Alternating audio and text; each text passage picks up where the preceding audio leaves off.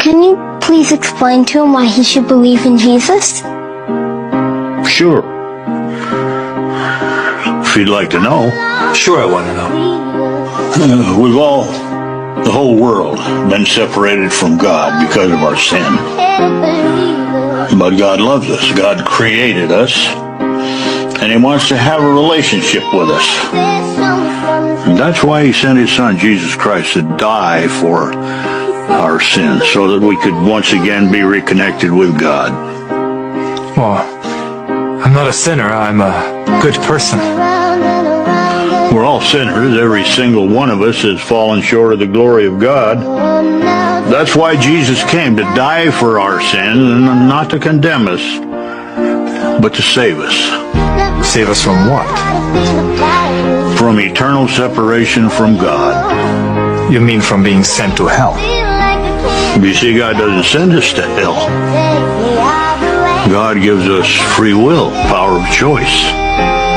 See, it's up to us to decide whether or not we want to spend eternity with Him or not.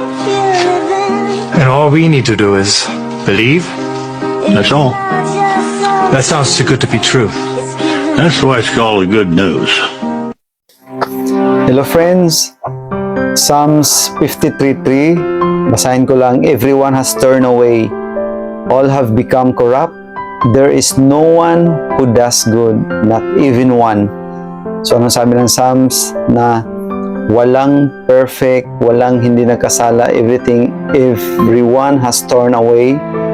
No? Lahat ay tumalikod sa Panginoon, gumawa ng kasalanan, at walang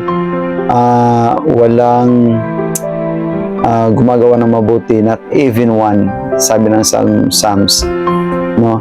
So, huwag mong sabihin na hindi ka nagkasala, ikaw ay mabait na tao, ikaw ay walang inapakang tao, ikaw ay hindi gumagawa ng masama. Friends, sa isip pa lang natin ay nagkasala na tayo. Maging sa appearance natin, sinasabi ng tao na ikaw ay mabait, ikaw ay matulungin, ikaw ay ano pa man, appreciation. But sa puso natin, nakikita yan ng Panginoon. Alam ng Panginoon yung mga motibo mo, even sa pagtulong mo, minsan hindi natin maiwasan. So, kailangan natin ng Panginoon. We need to believe the Lord Jesus Christ. Anong purpose ng Panginoong Hesus? Bakit napako sa cross? Diba? It's a complete presentation of God the Father, how He loves us, no? Kung paano tayo minahal ng Diyos Ama, pinadala niya ang kanyang bugtong na anak. Ganyan tayo kamahal ng Panginoon. So, wag mong sabihin na hindi mo kailangan ng Panginoon sa araw-araw mo na buhay.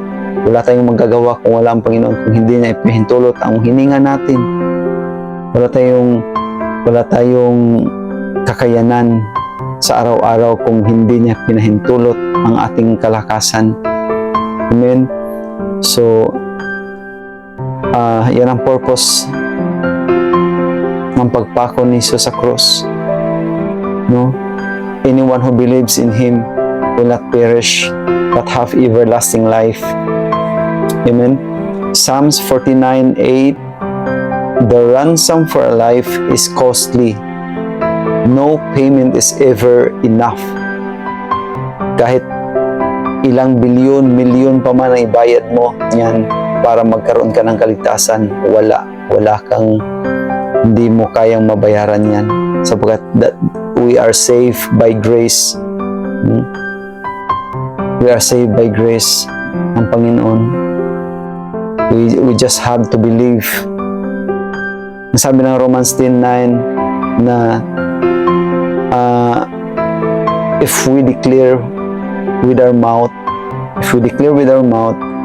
that Jesus is Lord, and believe in your heart that God raised Him from the dead, you will be saved.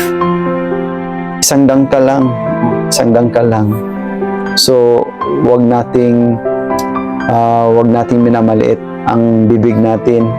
Kailangang lumalabas dyan ay bibigay ng encouragement sa iba, at magbibless sa iba na makakarinig. Huwag natin yang gamitin sa kung ano-anong hindi makaya-aya sa pandinig. Ano pa? Mahal tayo ng Panginoon. Sa 2 Peter 3:9 ang sinasabi niya, hinihintay na tayo na mabalik sa Kanya. Hinihintay na tayo na manghingi ng kapatawaran sa Kanya. No?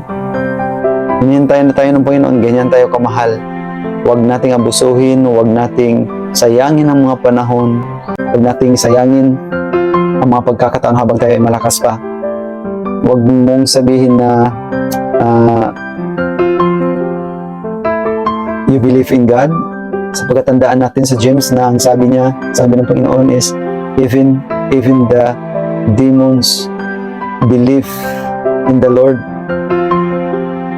And nanginginig pa, no? Sabi doon, nanginginig pa yung demons. How much more tayo? Parang wala lang tayo. Amen?